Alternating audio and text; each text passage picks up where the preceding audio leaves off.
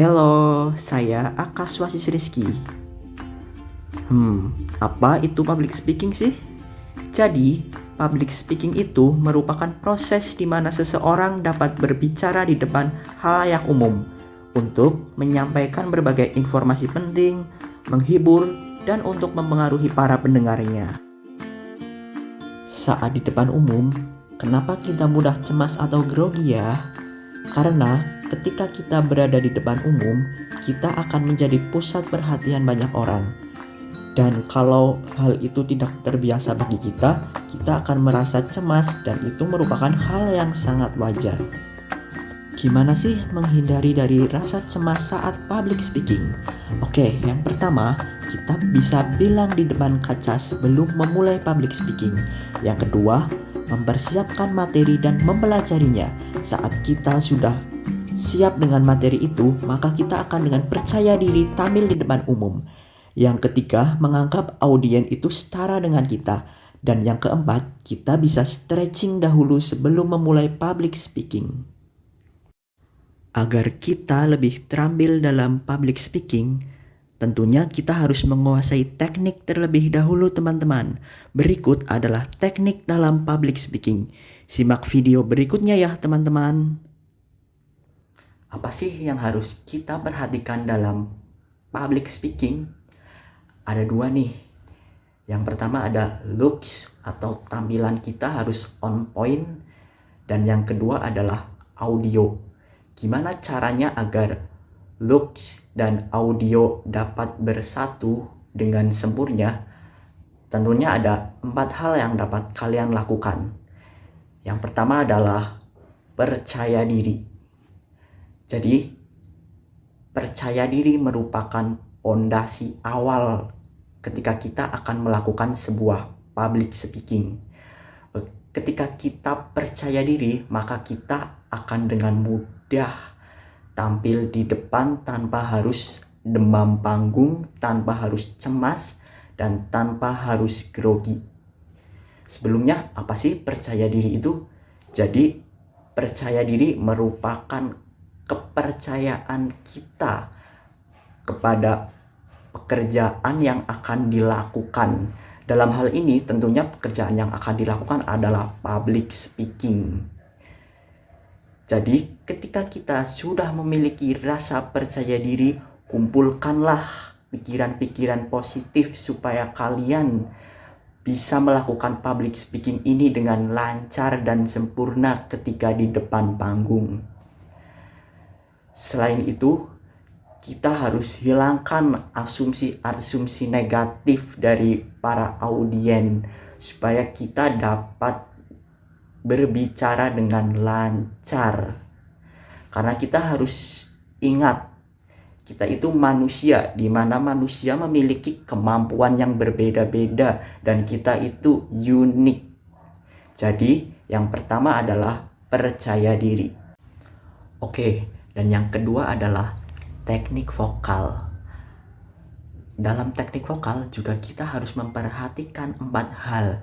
Yang pertama adalah volume. Jadi volumenya harus disetting nih, jangan terlalu kenceng dan jangan terlalu rendah. Jadi usahakan pas dan enak didengar oleh telinga kita. Dan yang kedua ada pacing. Jadi kecepatan. Kecepatan sebenarnya dapat dilakukan tergantung dengan audiens dan materinya.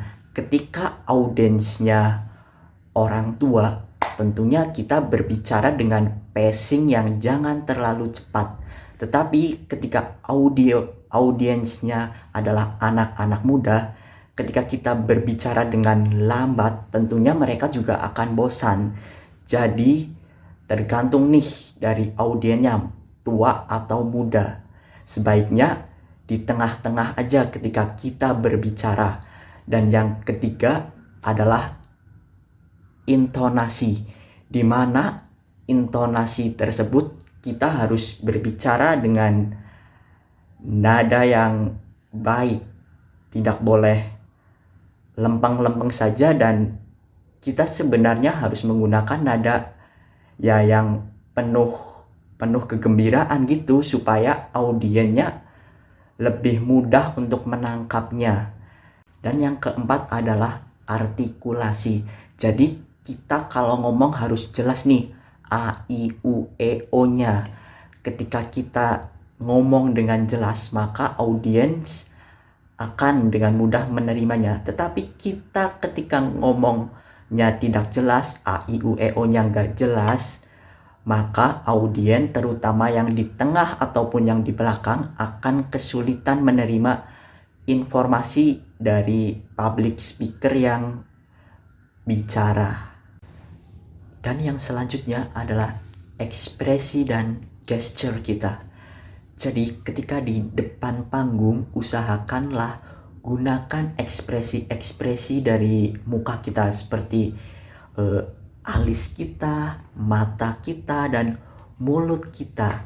Jadi ketika kita di depan panggung, kita menggunakan ekspresi itu, maka audiens akan merasa senang dan akan merasa diterima. Dan yang selanjutnya adalah gesture. Jadi gesture kita dalam public speaking itu tidak monoton diam saja, tapi gunakanlah sesuai dengan kebutuhan seperti gerakan kepala, gerakan tangan. Misalnya dalam jumlah satu, usahakan tangan kita seperti ini. Dan kenapa di awal saya bilang bahwa percaya diri itu sangat penting? Karena dengan tidak disadari oleh kita, ketika kita tidak percaya diri, yang terjadi kita hanya akan diam seperti ini ataupun gerak maju mundur. Jadi percaya diri itu penting agar dapat menggerakkan dari gestur kita, ekspresi kita. Itu ketika kita percaya diri dengan sangat mudah akan terkontrol. Dan yang keempat, yang terakhir adalah kita harus komunikatif, di mana dalam public speaking yang akan kita puaskan adalah para audiens. Jadi ketika kita komunikatif, tentunya akan ada feedback ataupun umpan balik yang didapatkan dalam public speaking tersebut. Seperti kita dapat bertanya kepada mereka, apakah mereka sudah makan, ataukah mereka bosan, dan lain sebagainya. Ketika kita melakukan komunikatif dan interaktif, tentunya public speaking itu dapat dikatakan dapat berjalan dengan lancar. Karena esensi dalam public speaking itu adanya umpan balik. Mungkin dalam 4 hal tersebut dapat diterapkan untuk menunjang looks dan audio kita dalam public speaking. Terima kasih, salam sehat, salam sukses. Wassalamualaikum warahmatullahi wabarakatuh.